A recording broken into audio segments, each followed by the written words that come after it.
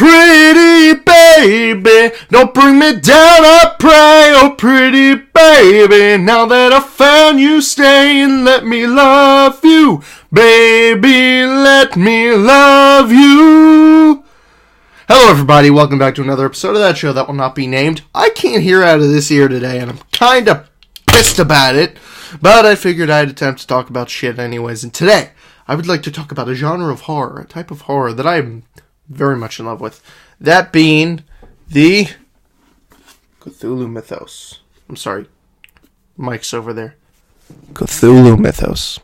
Sorry if I busted your eardrums. But I love H.P. Lovecraft. I love him to death.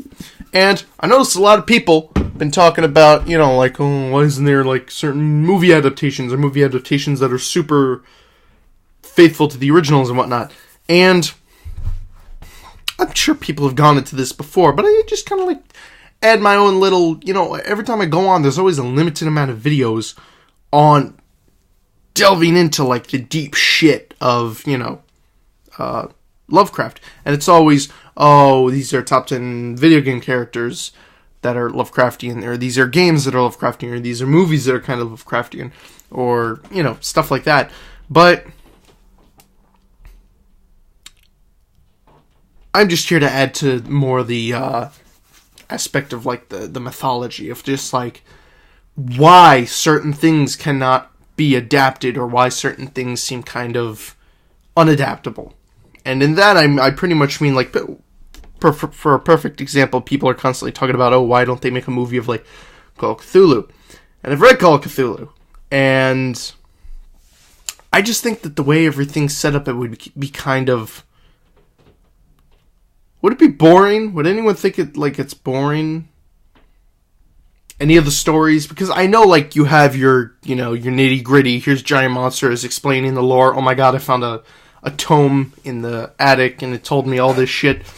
But on the whole, it's just kind of like people going around talking about shit. Other than the stories like the Dunwich Horror, where there's actually like, okay, this dude's breaking into this place to find this thing to do this action, and then at the end they have to defeat a giant invisible blob person. Other than that, it's very standing around talking about this stuff, talking about the stuff from the past, and then, once a story, some major shit happens, or a revelation, or someone finds something, or some bunch of people die, whatever.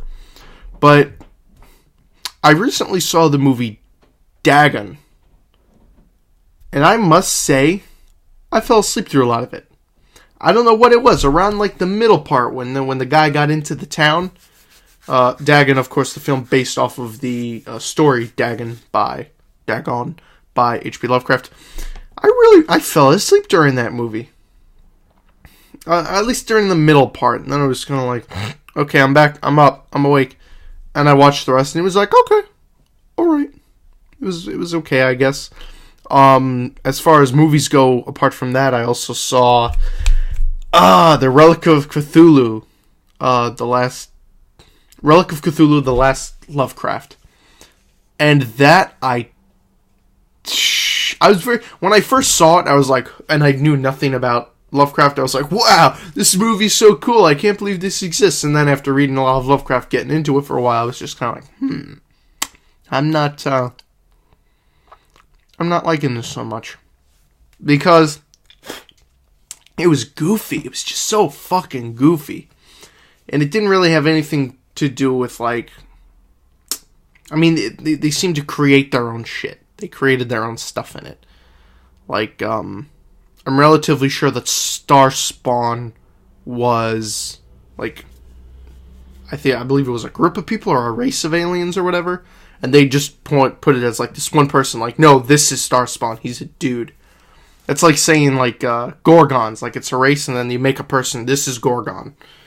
And that's it. And Gorgon is the only Gorgon. It's shit like that. And then the whole, like, thread at the ending is, oh, they fight a bunch of fucking tentacles coming out from under a trailer. Like, the biggest problem in that is they made the forces combatable. And there's a video that goes into this. Lord forgive me, I can't remember what it's called. But there's this guy that pretty much goes into how, like, if you read Lovecraft, this should be obvious. Anything beyond the realm of, anything beyond us, anything in Lovecraftian is all like, it's beyond our understanding. We look at it, our fucking eyes will burn out of our skulls, and our heads will explode. And in the movie, they tried to do that thing where they make the creatures combatable. Like, you can take a fucking U.S., like a Navy ship up against Cthulhu. Like, no, he'd flick you off the planet. At least I think he would. But that's just basically the gist I want to get into, because I noticed a lot of people, I just love the aesthetic of, I say aesthetic a lot, don't I? I love the nature of the cosmic horror that Lovecraft wrote, because it's very pessimistic. And I'm a very pessimistic kind of guy. So that kind of like coincides with, like people, we are so insignificant, it's freaking insane. And in a way, I guess that kind of, in real life, I guess, pessimism kind of, you hold no expectations or anything like that, so anything bad that happens is kind of just like, figured this was going to happen. Whereas in the stories, the people in the stories, the pessimism, I can't talk today. The pessimism is taken to a whole new level where I think it's kind of advanced to a point of, like, maddening shit, where it's just like, okay, it's hopeless, but it is, like, so hopeless that the mere thought of it is just like, you're right off yourself. You can't take it. And that, I think, is just like, it explores a realm of all of his stories, explore a realm of just supreme loathsome and sorrow. And I don't think we've had it, because like any time throughout history that we've had horror, it's always been combatable. It's all werewolves, vampires. If you have enough power, if you can overcome it, use serial killers. You can always kill them. You can always destroy it. This is shit it was around long before you, and it's gonna be around a hell of long after you're gone. And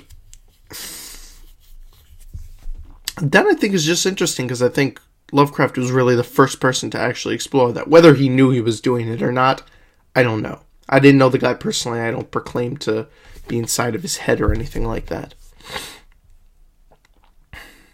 But, yeah, that's going to be, I think that's going to be about it. I just want to do a little thing on Lovecraft today. Just wanted to bring up, love him dearly. Love him. Thought he was great.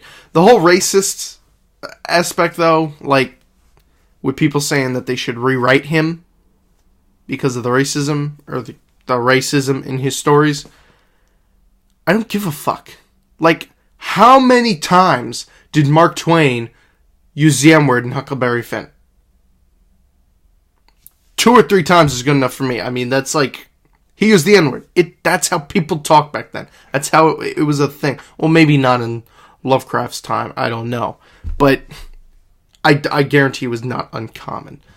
And for people to just bitch and whine about that is just absolutely, it's disturbing. And I think it's disturbing to the aspect of literature that people are going to like try to separate themselves from it that much. That I find is disgusting, because when you have like literature like that, and you're purposely breaking yourself off because, oh, they used a naughty word, I don't like that word, you're a fucking moron. You do not deserve to fucking bask in the glory that is literature. If you're going to be a fucking nitpick and you're going to be a fucking crybaby about it, you don't deserve to read it. And anyone who has read Lovecraft and bitches about that, you didn't deserve to fucking discover it. You don't deserve that right. Yeah, I think that's going to do it for this video. Okay, I'll see you next time, and hopefully when we meet back, I'll be in better spirits. Just kind of very irritated this morning because of this clogged ear, but hey, whatever. So yeah, I'll see you guys next time.